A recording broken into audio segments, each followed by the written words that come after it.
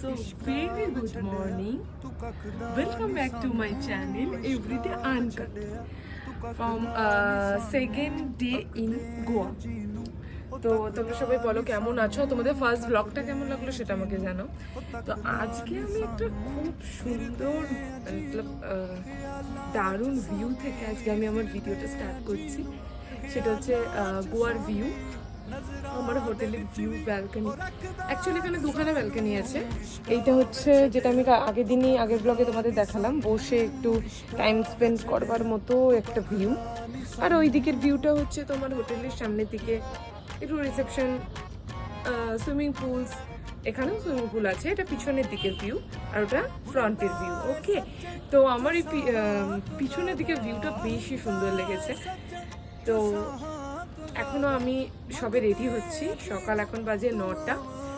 এই রেডি হয়ে মোটামুটি